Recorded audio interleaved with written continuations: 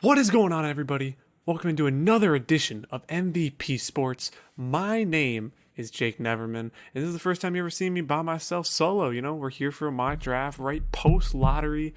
Ricky, Soapy, and I did a little draft lottery reaction after the original MVP Sports Live. Obviously, check down below in the description if you haven't been to the channel before. Live every single day on this YouTube channel. Usually around 7 Eastern, fluctuates between 7 and 7:30 Eastern some days.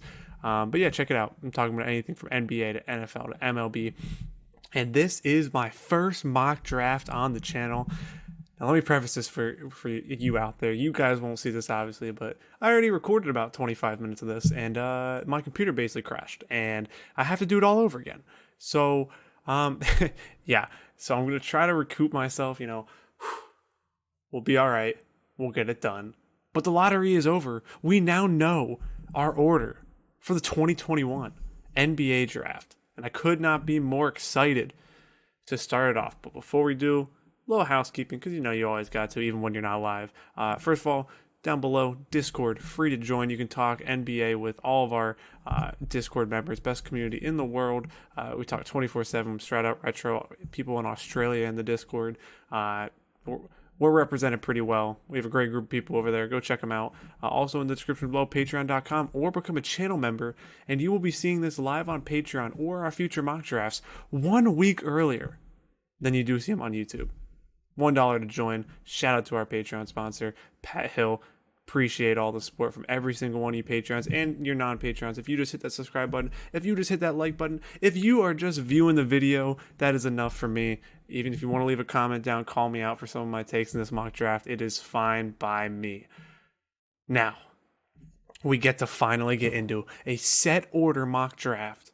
Number 1 overall, the Detroit Pistons.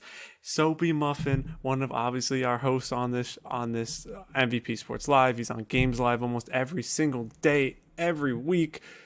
His team finally gets the number 1 pick in the draft, and it's going to be Cade Cunningham. Adrian Wojnarowski already tweeted out, the number 1 pick will only visit one team, and it will be the Detroit Pistons. The Detroit Pistons finally get their superstar. They finally get their cornerstone of their franchise, and that is Cade Cunningham. Now, talk about Cade enough. He does everything well. Only thing he lacks is somewhat of a slow first step, but it doesn't matter because his ball handling skills and his ability to maneuver around defenders and his basketball IQ just get rid of the issue of first step quickness, and he can create anyway. He makes everybody around him better, plays good defense, reads passing lanes well. Genuinely has no weakness in his game.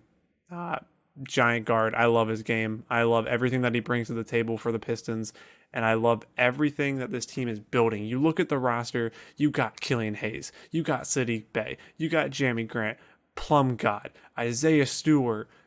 There's so many more that I am missing, and I know Soapy will be naming a few in my head in the next couple of days. But genuinely, this team is awesome. Cade Cunningham adding to them is amazing. Him, Killian Hayes, Sadiq Bey, they are the future 3 of this team. Hopefully adding somebody else in the future with them. Jeremy Grant I love. I don't know long-term what his plan will be on this team. But Cade Cunningham definitely helps, and Cade Cunningham definitely makes Jeremy Grant better and makes this team overall a better team. And also, if you ever see me looking over the left, because my mock draft is on that computer screen over there. So yeah, if you see any interruptions in the video, sorry, we got to prevent my computer from crapping itself again. But yeah, Cade Cunningham, number 1 overall. Not a hard discussion. We move on to number 2. It is the Houston Rockets. And it is Evan Mobley, the center at USC. Now, I already hear Rockets fans saying, we got Christian Wood. We don't need him. Take JG4. I understand it. The draft comes down to me is, in my mock drafts, I'm always taking BPA. If you're taking fit, you end up with James Wiseman over LaMelo Ball. So that is genuinely what it is. Or you end up with DeAndre Ayton, who is balling out, not a slight, over Luka Doncic. So right now, I think the Suns are winning last time I checked. Obviously, this is Wednesday, right after the draft. So, I take BPA. I love Evan Mobley. He's shown flashes of absolute greatness. He's shown flashes of being somebody like an Anthony Davis. You throw him on this Rockets team, Kevin Porter Jr., Kmart, John Wall, maybe, who played great in his time back. And if they do deal him, they should be able to get something in return for him, which could help the team for the future. Christian Wood, obviously. Jayshawn Tate, shout out, one of the steals of the draft. Our boy Dave, one of our boy Dave's favorite players in the league. Yeah, just an absolute great team, the Houston Rockets. I love the organization that they're building and the kind of the cohesion that their core has. And they just have a lot of young talent. They remind me a lot of the process Sixers, but they didn't go through the process. They just have these guys who really weren't given a shot by most teams, but got playing time because they were on a bad team, like a Kmart. And now you're seeing them flourishing into being an NBA role player and maybe even more in the future. So I love what this team is building. I love Evan Mobley, and I love Evan Mobley to this team.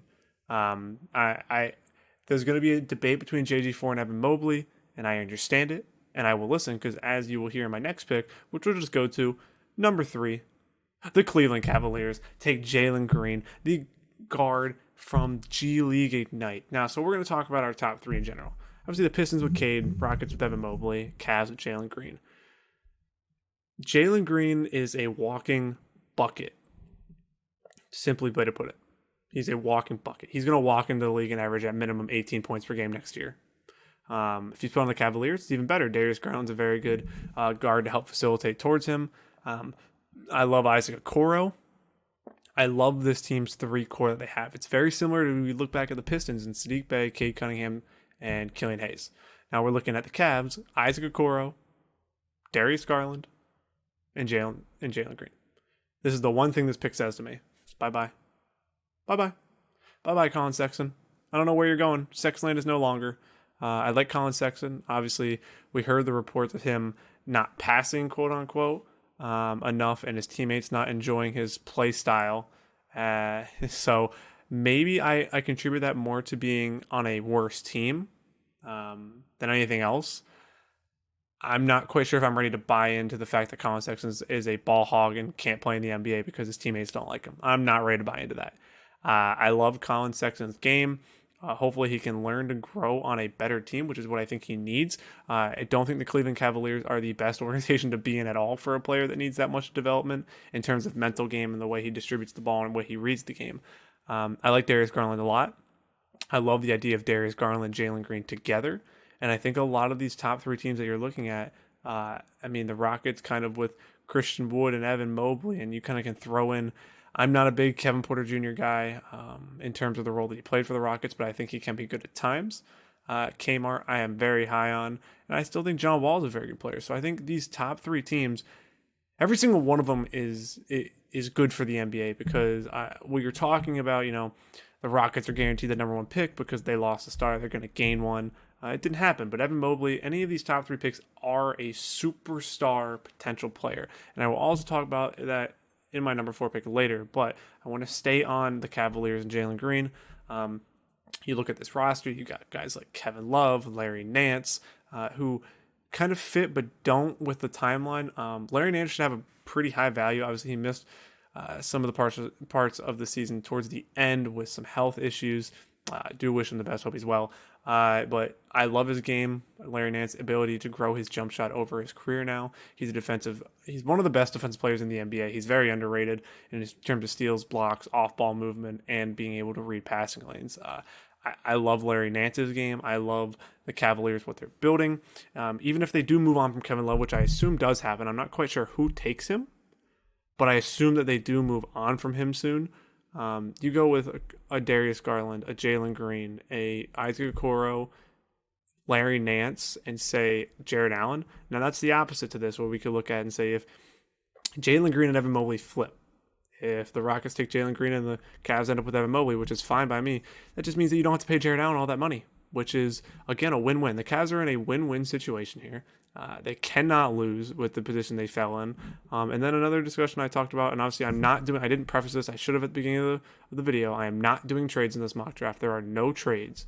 So if Jalen Green did go 2 and Evan Mobley was sitting at 3, there is a scenario where the Raptors could end up being a team that pushes forward for Evan Mobley and kind of seeing what we could get at the number 3 pick if you're the Cavaliers in terms of value to move back a little bit if you don't love Mobley. I love any of the top 3. I do not think anybody in the top 3 should move at all. You should stay put. take whichever one falls to you. It's as simple as that. It is really similar to the RJ, Zion, and Ja draft. Just take which one falls to you. It's as simple as that. You don't need to mess up your franchise. But again, Cade Cunningham, Evan Mobley, Jalen Green. That's how I have it in the top 3. Picking up at number 5, with number 4, we're going with the Toronto Raptors. One of the biggest climbers, the biggest climber in the draft lottery, and this is why the draft lottery was made, is now a team like the Toronto Raptors, who already have an abundance of talent, are going to add another superstar potential player, and that player is Jalen Suggs, the guard out of Gonzaga. It's a very easy pick for them. I don't really think there's much debate as to who they should take and how long, moving out of the pick or anything. No, I think you just stay and you take Jalen Suggs. A lot of questions with Pascal Siakam and Kyle Lowry may be leaving. Kyle Lowry leaving and Pascal Siakam's talent obviously dropping off this year. The organization's kind of in a disarray with Ujiri. We don't know what's happening with him. There's a lot of question marks. And, I think getting a guy like Jalen Suggs and at least knowing that no matter what happens, you will have a backcourt of Jalen Suggs and Fred VanVleet with OG Anunoby on the wing. I think it's a pretty secure place to feel. Now, I don't think this team is good enough to win a championship any means with that core, but they're also not bad enough to be the worst team in the league. So they're kind of stuck in that, middle zone where I've talked about multiple times, you do not want to be if you aren't an NBA team. You do not want to be that team, the team's in the middle, or that team in the middle, where you're neither good enough to win a championship or bad enough to be the worst team in the league. So I think the Raptors have, a lot to figure out with their identity and who they want to be. But I think taking a guy like Jalen Suggs, talking more about him, elite playmaking skill, good defensively, has a good shot, able to finish at the rim, can go either way off the dribble, and has a quick first step. So again, another guy with superstar potential. He's 4 on my board. I know a lot of people have him higher than Jalen Green. I just think Jalen Green's scoring upside is the reason why I have him higher. When we're looking at NBA guards and NBA wings are the ones that usually win championships. Scoring wings are very prevalent in the NBA, and they always have been. So a guy like Jalen Green will rise just because of that. Jalen Suggs has scoring potential, but not on the limit that Jalen Green does. Jalen Green can be one of the best scorers, if not the best scorer in the NBA at some point in his career. So that's why I have Jalen Suggs 4. Moving on to number 5, we're going to the Orlando Magic out of the top 4, and in our Discord again down below, join it. We were talking about the Magic and how they're just kind of in disarray. What is this team? What is their identity? Who are they building around? Who's their core? Who's their head coach of the future? What is the plan in Orlando? Nobody knows. And I have them going with Davion Mitchell out of Baylor. It's a little bit of a meme pick just because, guards, more. RJ Hampton's there, Markelle Fultz is there, Cole Anthony's there. I'm very high on all of them. You just have an elite 4-guard rotation with 3 of them on rookie contracts. I think you take best player available. I personally, again, I try to keep bias out of mocks as much as I can. My 2-round mock will most likely be a little bit more biased, but I'm trying to stay neutral in this one in terms of the order that players go.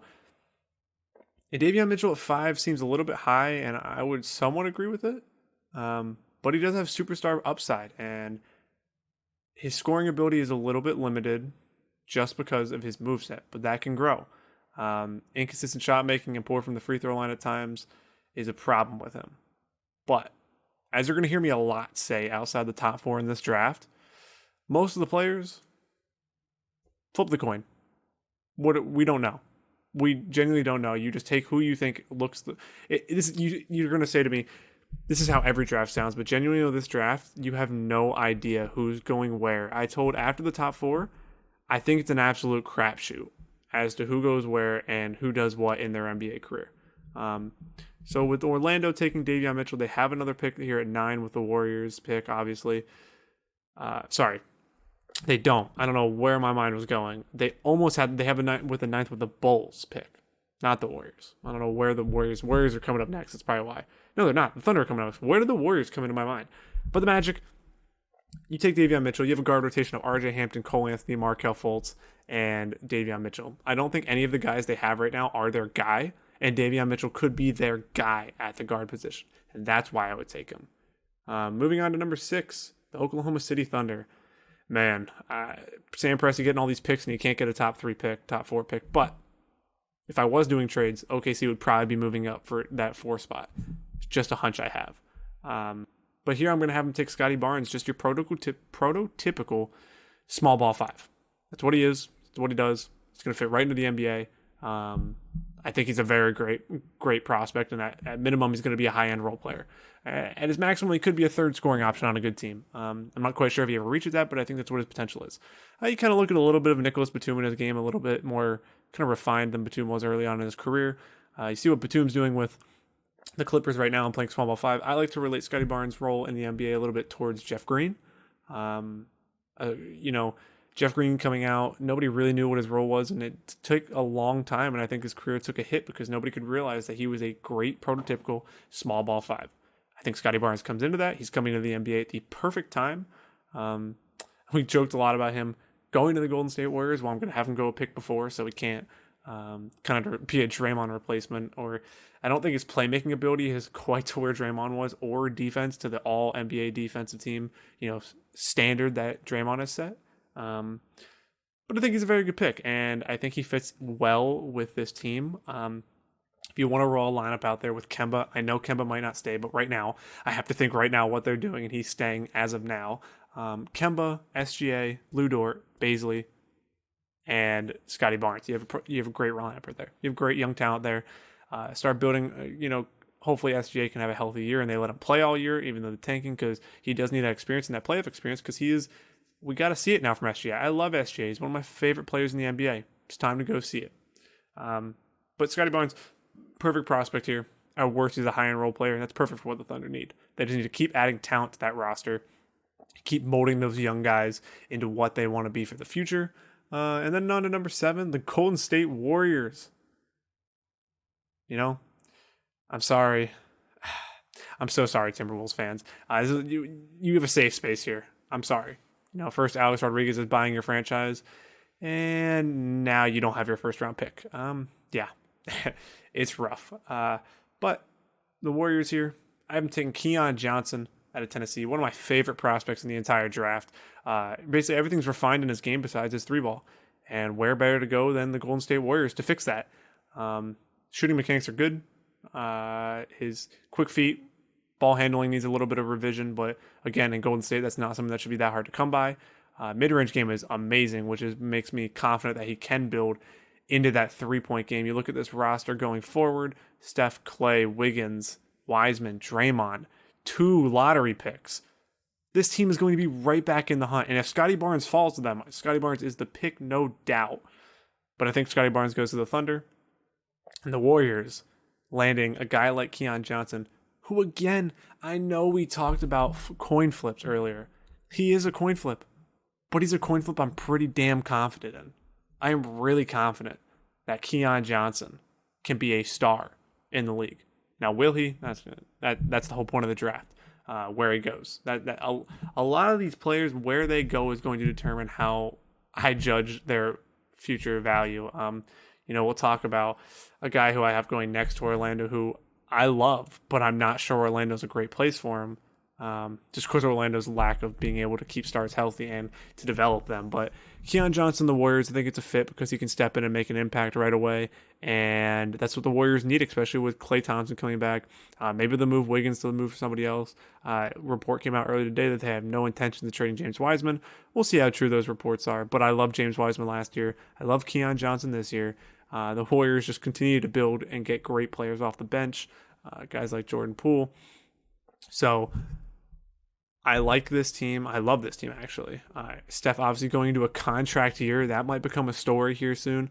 And, Keon Johnson's a guy who can help them win now, I think. So that's why I think they go with him.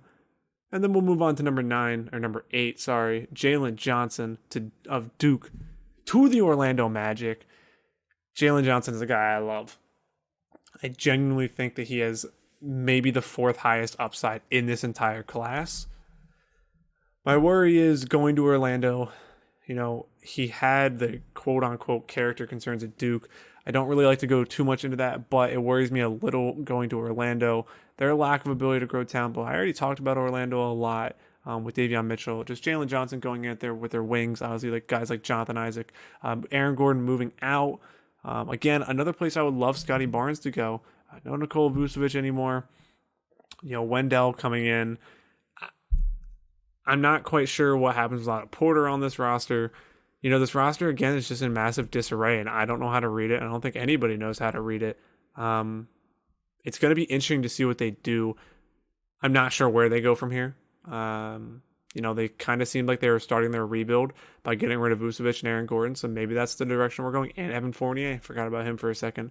So I think Jalen Johnson has massive upside, and he's a project, so kind of the perfect place for Orlando. Guys like Mo Bamba have failed, but guys like Jonathan Isaac have succeeded. So that's the question. I think Jalen Johnson's a great pick. I love his athleticism. I love his ability to create with either hand, his shooting ability, his finishing at the rim. Defensively, he has to grow a little bit. That can come in the NBA, especially playing next to a guy like Jonathan Isaac. So again, the Orlando Magic in this draft, landing Davion Mitchell and Jalen Johnson. I like it for them. Genuinely, I do. So yeah, I think it's a good draft for them. I think if you get those two guys, mold them with the young guys you currently have. I know they have an abundance of them. Try to figure out your identity with your new head coach. That's the problem. Figure out your identity, figure out who your centerpiece is, and then you can move on to building the rest of the team with the players you want from that point on. Moving on to number 9, we have the Sacramento Kings. I'm not even going to get the meme out of the way. I'm just going to say it. I haven't taken Jonathan Kuminga from the G League Ignite. I have Kuminga a little bit lower than most people. I said I keep personal bias out of it, but with certain players, I kind of got to push my agenda a little bit. But Kuminga, athletic freak, has wild upside, but he just scares me way too much to take him any higher than this. I think a lot of people share the same sentiment as me, which means that his expectations will be kind of lower coming into the league, just because people know he's a long project.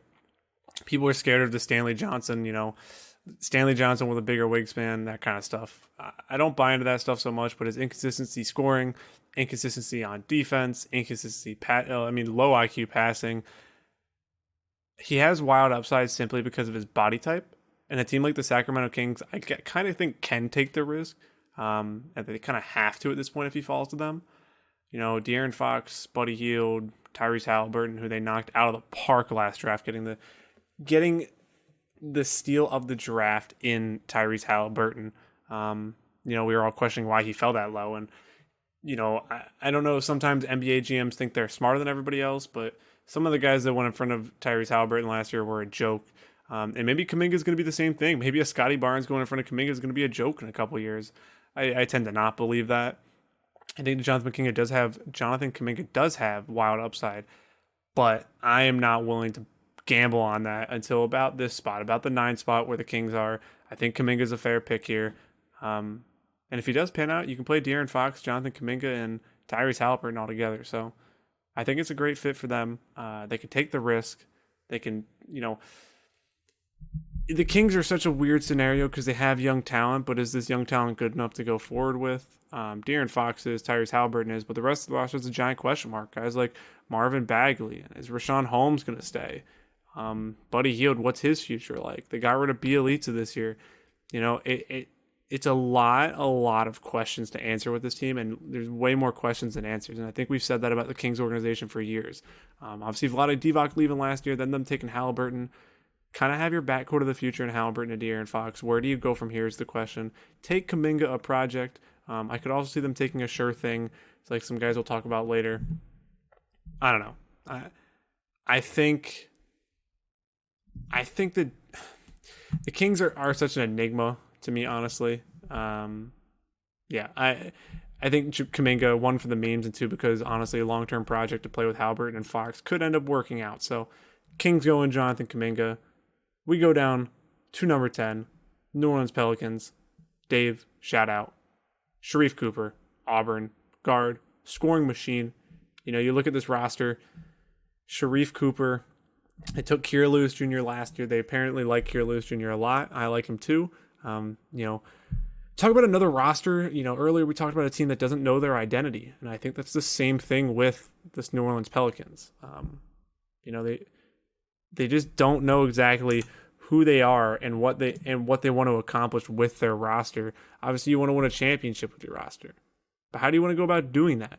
You have Zion Williamson. You have Brandon Ingram, Kira Lewis Jr., Steven Adams, Eric Bledsoe, Lonzo. What's going to happen with him? Sharif Cooper, Lonzo Ball, Brandon Ingram, Zion Williamson, maybe Jackson Hayes. Jackson Hayes doesn't fit with Zion. I think Zion has to play way more small ball 5. So if you want to get yourself a stretch 4 here, that makes sense. You can also do that out in free agency. You can get a guy like Larry Markkinen, who was discussed at the deadline. I don't buy into I don't like Larry really on this team. But Lonzo, Sharif, Brandon Ingram, and Zion. How did I forget Zion? And Zion. Obviously, all the rumors about Zion being unhappy. The great part is that he doesn't have control over that for a while, hopefully. I mean, if the NBA goes full player league and he can request out during his rookie contract, then we're going to see a new precedent set in the NBA. So the Pelicans with Sharif Cooper, they need another. Zion and Brandon Ingram were used more as offensive initiators, later on in the season, and maybe that continues. But I'm not sure they have enough playmaking on their team, and that's exactly what Sharif Cooper brings. He just measured in it at the combine as 6'3". If Sharif Cooper is 6'3", he is going to be a top 10 pick like I have him here. He is a bona fide bucket, like I talked about with Jalen Green earlier. He's probably the second or third best pure scorer in this draft, and that's why he's going to rise so much in his playmaking ability. He makes everybody around him better. If he really grew that much, it's over. It's over. Sharif Cooper, top 10. Lock him in with Zion and Brandon Ingram. I love the fit. I love what they'd be fielding for the future with Lonzo as well if they keep him. I think Cooper and Lonzo will be a good backcourt together. And moving forward, I think that'd be great for the team. Moving on to the next pick, you have the Charlotte Hornets. I really wanted the Charlotte Hornets to move up. If you've listened to the channel before, the Charlotte Hornets are kind of like my second team. I love LaMelo Ball. I love PJ Washington, Malik Monk, the moist one. They just have so much to like in their team that... Sorry, I lost my train of thought for a second. They have so much to like in their team that taking a guy like Sengun, Alperen Sengun from Pisticus, play for Pisticus, sorry, not from Pisticus, play for Pisticus, massively offensive skilled center here. Obviously international, kind of our first. We've had college and G League go. We haven't had international yet. Obviously that'll trend upwards in the later picks in this draft. But Sengun, defensively, his feet are somewhat slow. He has low defensive IQ. Defensively, he does not help this team, which is a worry, and why maybe you trend towards a guy like an Isaiah Jackson or a Kai Jones. But Sengun's offensive ability, his ball handling ability, his footwork, his shooting, his ability to read defenses quickly as a big man and make the right passes out of doubles, that's his upside. And if you need a center like the Hornets do, getting a guy with that massive of offensive upside is huge. And it's something that you probably cannot pass up.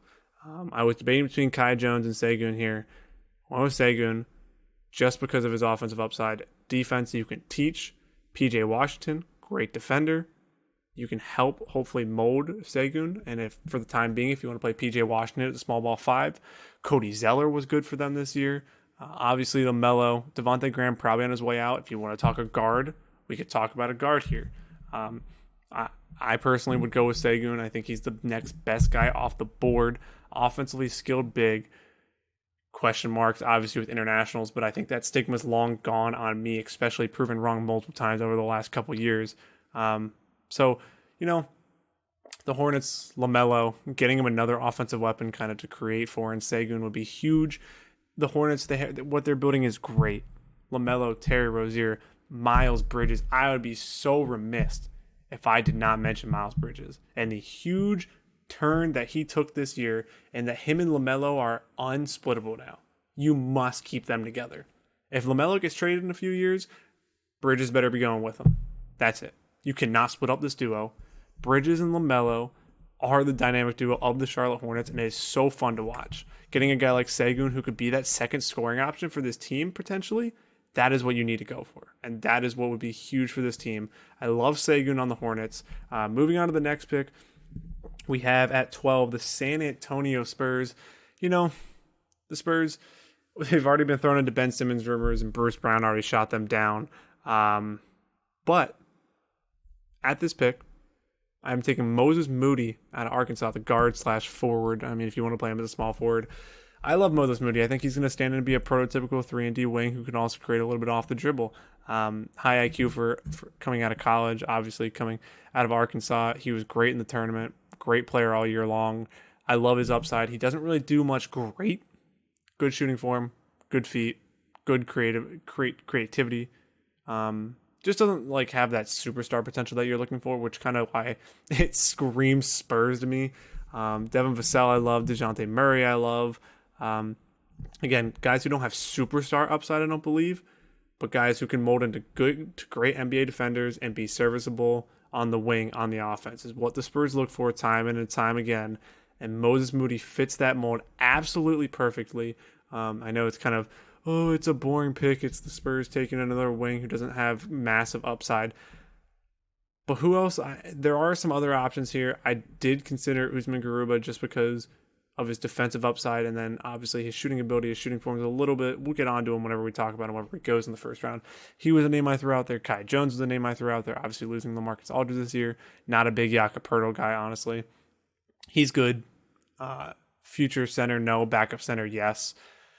Small ball 5 seems to be the way you're going. That's why Usman would be a great fit here. I decided to go to Moses Moody just because wings. You can never have enough wings on your team.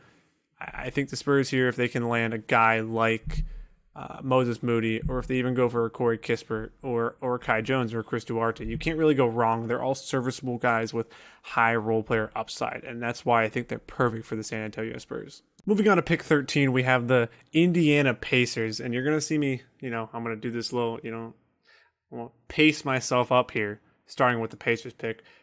Just about 30 minutes on the first 12 picks. We're going to have to speed that up. I cannot go at a 12 pick per 30 minute race where I'm going to be here for over an hour. So number 13, the Pacers, Corey Kispert at Gonzaga. The Pacers are a very interesting situation. Obviously firing a head coach after one season is not a normal thing to do. I'm not quite sure where they go from here at all. But having a guy like Domantas Sabonis, who is a star in the league, Malcolm Brogdon, Karis LeVert, O'Shea Brissett, who came on at the end of last year, and then Miles Turner seems like he's on his way out. You kind of just get yourself a guy like Corey Kispert who does a little bit of everything and is, maybe can play the 4, and then you have Sabonis at the small ball 5 if you move Miles Turner. Kind of makes sense to me. Kispert, Sabonis with an O'Shea Brissett, a Karis LeVert. I assume that TJ Warren is probably on his way out. That's my assumption at this point. And then you have Malcolm Brogdon, the one who also could be on the way out. No trades again. This is a very likely team that's going to be thrown into the discussion when we talk about a Ben Simmons trade. Some pieces like a Malcolm Brogdon coming back to Philly would make complete sense and is an option. And that's kind of why I think that, not a Miles Turner to Philly, but a deal centered around Malcolm Brogdon for Ben Simmons seems to make sense for both sides. I'm not quite sure something gets done like that, but it's definitely a possibility. And this team getting a guy like Corey Kispert who's going to step in and be a high-level role player is just kind of the Indiana way. They're one of the few teams that has taken advantage of the G League and produced their many players out of the G League, including a guy like O'Shea Brissett, who also spent time with Toronto, who's another team that we talked about earlier who does the same thing, who actually uses the G League to develop talent. But yeah, I like Corey Kispert here. Good role player, fits them well. On to number 14, we have the Golden State Warriors. Josh Giddey, the Adelaide 36ers from Australia. This is my guy. And I said I was going to speed up a little bit, but let me just rein it in a little bit. I had the Warriors taking Keon Johnson earlier in this mock. Josh Giddey and Keon Johnson, that would just solidify this bench unit to be one of the best in the league. Josh Giddey has massive bust potential. I am not ignoring that fact. But his upside is a superstar point guard in this league. and putting him behind a guy like Steph Curry, putting behind a guy like Klay Thompson, who can both help and mesh him. His passing game's already there. His dribbling is already there. His shot needs a little bit of work, and his finishing around the rim and change of pace needs a little work. But he is one of the risks after the top 4 that I'd be willing to consider at pick 5, 6, 7, 8. And I'm taking him here at the end of the lottery at 14. That is a steal for the Golden State Warriors. And that is why I think it's too good to pass up, honestly, at that point for them. I don't think there's a way that you can pass up Josh Giddey if you're the Golden State Warriors at this point. Do I expect the Warriors to make both picks? Probably not. I assume they're going to move for a veteran and maybe use these picks in an Andrew Wiggins trade. But if they are sitting here and they can walk away with guys like Keon Johnson and Josh Giddey, it's an absolute win for them. Solidify your bench unit. I think it's a great move all around, honestly. You move on to pick 15. You have the Washington Wizards. I haven't taken Kai Jones out of Texas now. I know they got Daniel Gafford, and Daniel Gafford has played very well for them. Again, Thomas Bryant tore his ACL this season, so I'm not expecting much from him. Wasn't a huge fan of him anyways. He's a defensive liability. Kai Jones is kind of the complete opposite. He's a defensive monster, and offensively he has a little bit of growing to do, but his shot is already there, which I think is a massive thing when we talk about prospects is where's your shot and where are your mechanics. He has a little bit of a hitch in his shot, but he is efficient, I would say, in his terms of shooting, which is what I look for in a big and seeing what I can grow with him. Starting Gafford next year, I would assume is what's going to happen. If they don't, and Robin Lopez, we'll see if he's back. Thomas Bryant, obviously coming off that injury, I don't know how much he'll play. Taking a guy like Kai Jones, who can kind of flex between that 4 and 5, I think he's definitely more of a 5 in today's NBA, is a big thing, and especially his massive upside. Again, you're going to hear me say massive upside a lot, and that's what a lot of these guys have.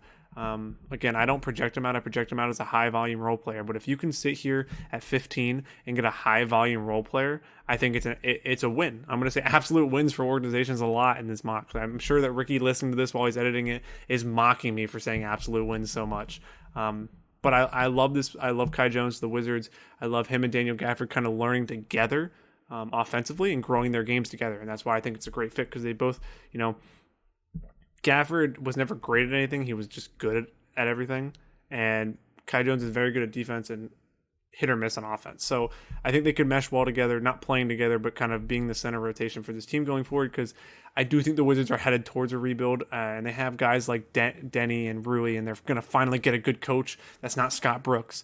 I think that'll make a massive difference, especially with these young guys. Moving on to pick 16, again, the Oklahoma City Thunder are up. And a lot of things have happened in the past weeks, but go down and check my Twitter. You can check out my Chris Duarte prospect thread, and that's exactly what I have the Thunder going with. Earlier, I had the Thunder going with Scotty Barnes. Now I have them going with Chris Duarte. We are just filling this team out with high-end role players straight into the NBA. Scotty Barnes is going to make an instant impact, and so is Chris Duarte. Chris Duarte is a 3-and-D wing prototype who also can put the ball on the floor and create for others at times just because of his ability to read defenses. And he is going to be 24 by the time he gets to his rookie season, and that is a red flag for most people, and I understand that. But when you're sitting at 16, getting a guy like Chris Duarte would be huge for this team.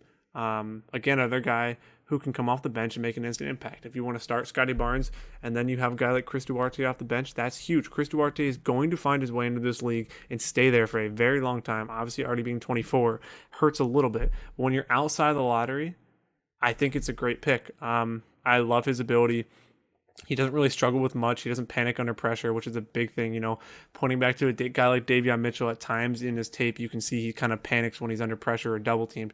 Duarte is the complete opposite. You can see one play. I can't remember who it was against. It's in my Twitter thread. In the corner, guy closes, gives him the baseline.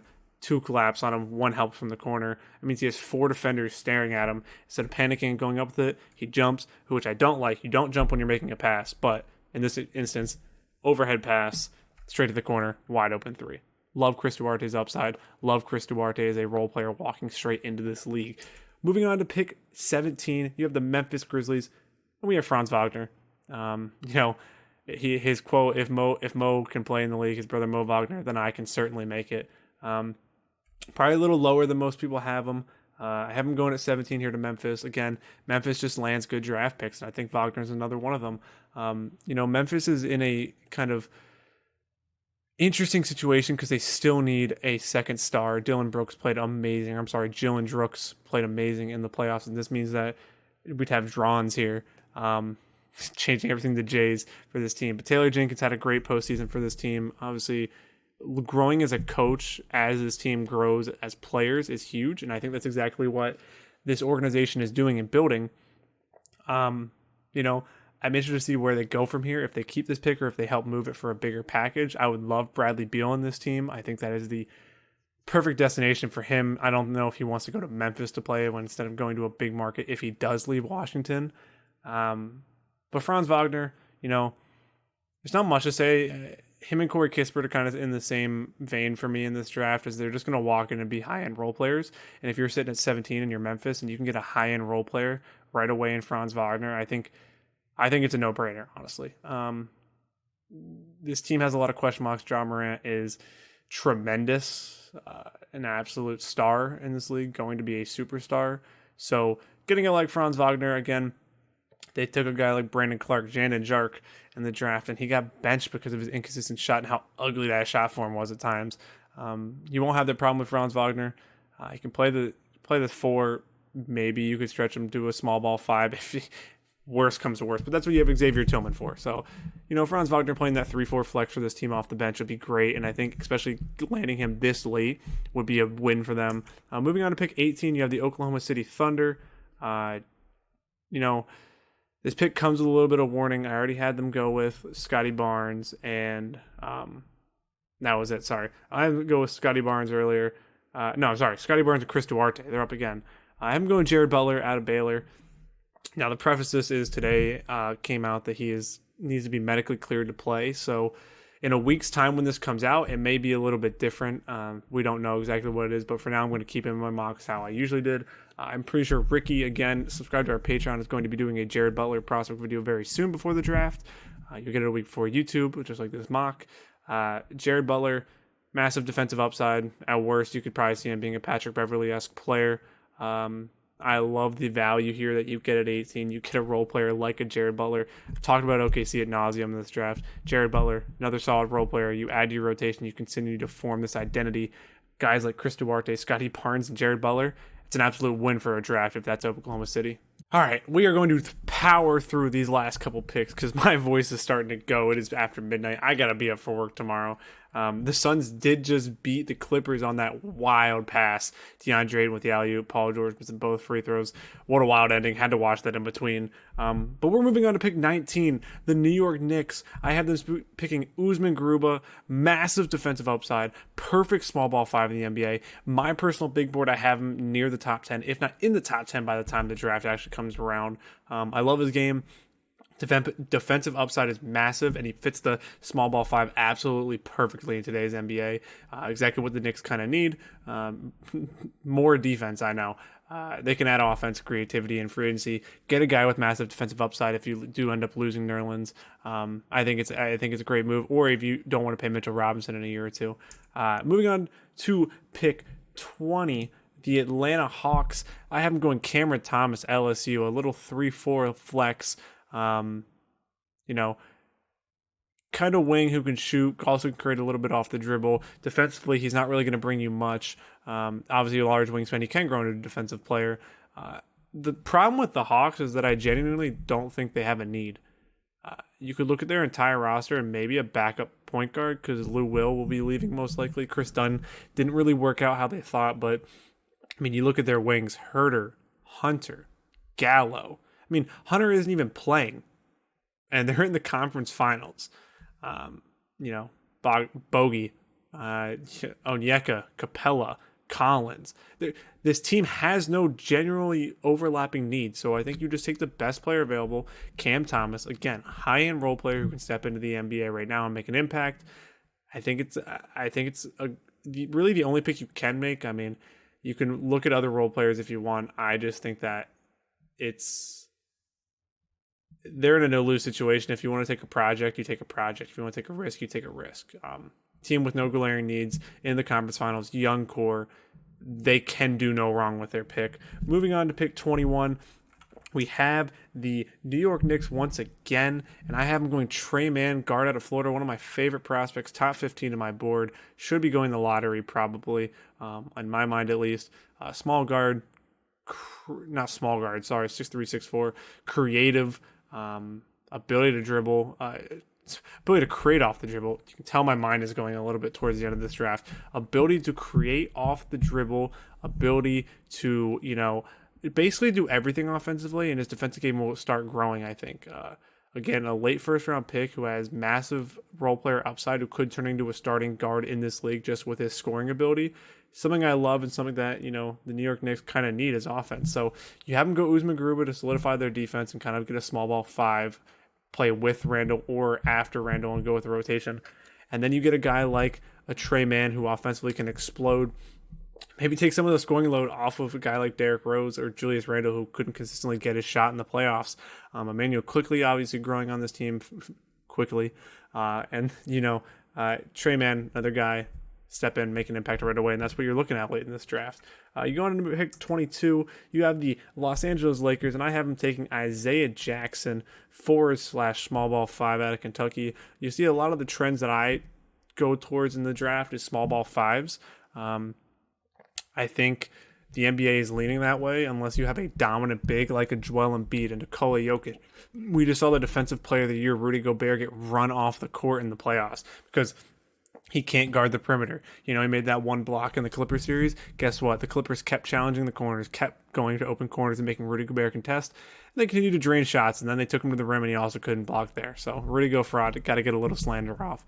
But small ball 5s, Isaiah Jackson can be just that. Another project. Not sure that the Lakers are in for a project, but I think he's the best available player at the time. Can he step in and make an impact right away? That's what we have to wait and see. And I also don't know if the Lakers will even be making this pick is another thing that came into my mind. Again, no trades. But Isaiah Jackson, upside defensively, needs to grow his offensive game. Project. Lakers stick it behind Anthony Davis, let him work for a year or two, and then maybe he has an impact. Just depends where the Lakers are going. Obviously, they're going back to try to compete for a championship. I think Isaiah Jackson, I could see them leaning guard like an AO or an IO. Sorry, I said AO. An IO, Jaden Springer, Zaire Williams, something like that. I just thought Isaiah Jackson adds some inside defense because Andre Drummond ain't it at all.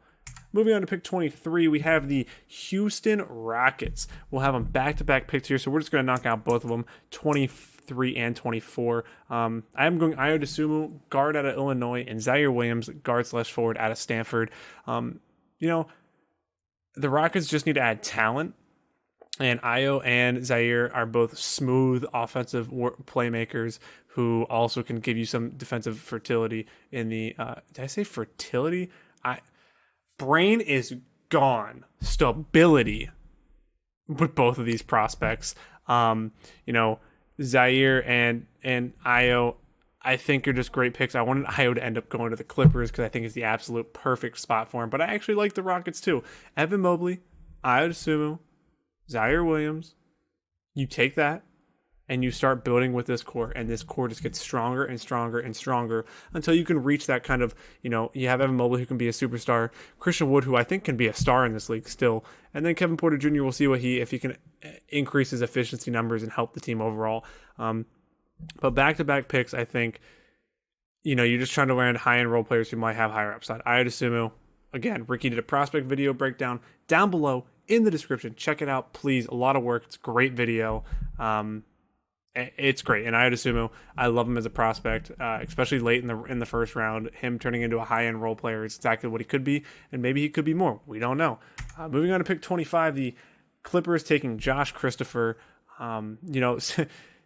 Towards the end of the first round, you're going to see a couple guys that you might question going in the first round. I don't think that Christopher's one of them, but I think he is a prototypical 3-and-D wing.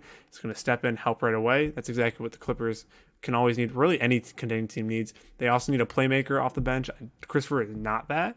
I don't really know if I'm willing to take the risk on Jerry West is in that front office. He's probably going to take some off-the-wall name, and he'll turn into an absolute stud. Josh Christopher, for me, good 3-and-D wing, can add some stability, if I could say the right word this time, to this bench unit. Again, Reggie Jackson just showing out in the playoffs. Going to get a massive payday soon. And, hopefully Kawhi gets healthy. Paul George has been great in the playoffs. I know people want to give him the nickname, but he's been great in the playoffs. Josh Christopher, solid pick. Not really much to say about it. 26 going on to the Denver Nuggets. Jaden Springer out of Tennessee. He's lower than I have him on my board. Again, another guy. I just like Jaden Springer, and especially with this roster, we're talking about the Nuggets. I'm not sure, again, there's a glaring need. Jamal Murray, they need a bona fide number 2 option to go next to Nikola Jokic. You're not going to find that most likely towards the back end of this draft. And a guy like a Jaden Springer can step in and help this offense kind of go. Add a little bit of playmaking to the bench. Him and Monte Morris can feed off of Ricky, your favorite player, Monte Morris. Can kind of feed off of each other. I like the combo of them off the bench. And then if they decide to move on from somebody, one of the two, they can always get value. The Nuggets just need that number 2 option, like a Bradley Beal or something like that. You're not going to get that back here. Getting a guy like Jaden Springer, solid guy, step in right away, make an impact. And that's exactly what you'll see a lot of these contending teams need. Moving on to the last couple picks that we have the Brooklyn Nets, Philadelphia 76ers, Phoenix Suns, and Utah Jazz. I have the Phoenix Suns going with Miles McBride out of West Virginia. Not a lot of people have him in their first round, and I understand that. I love 3rd and 4th year college players coming straight into the NBA, making an impact on teams like this. And I think that his toughness, his leadership, and his defensive ability are something that can carry and transition into the NBA and grow his offensive game slowly. I think the Brooklyn Nets would be perfect for him. He can come on, play defense, not really have much of a scoring he doesn't have to score on this team. My mind is mush, if you cannot tell by the end of this. I am beyond tired and my voice is gone. But Miles McBride, WVU, to the Nets, guy who can step in right away if they do lose Spencer Dinwiddie. Obviously, he didn't play this year, but you don't have to play a guy like Mike James this year. You can play guys like Miles McBride. So I think it's reasonable for him to go to a team like that and make an impact right away in a short 5-10 minute burst in a game. Then I have the Philadelphia 76ers, my Philadelphia 76ers. Yeah, we lost, blah, blah, blah. Have them going with Nashawn Bones Highland out of VCU. My favorite non-top prospect in the entire draft. Jamal Crawford 2.0. He can score from anywhere. Insane kind of length on his jump shot, ability to get to wherever he wants on the court. I love his game, love his scoring ability. Will he go to the Sixers? Probably not. But I love his game. He'll probably fall in the second round. But like I said, towards the end of this first round, you're going to see a couple of my guys just so I can talk about them. But Nashawn Bones Highland, love it to the Sixers there. Moving on to 29. 2 more picks. The Phoenix Suns. I have them going with the man out of Lithuania. Ricky, I know you're watching this. Say it with me. Rokas Jokubaitis. Love his game. Dave said this is a lazy comp. I don't think it is. It is Goran Dragic without a first step. I love Rokas' game. He needs to be able to get a little bit more creative on both sides with his handle. That is something that he very much lacks. His jump shot is very consistent. Great catch and shoot player. That's why he fits perfectly with the Phoenix Suns with a guy like Chris Paul. Maybe play off a guy like Campaign. Just a perfect kind of prototypical guy who can turn into a 3-and-D wing. His feet are a little bit slow. His shot's great. Can handle off the dribble. Needs to get, like I said, a little bit more creative. But he fits this Phoenix Suns team. He fits the shooting that they want.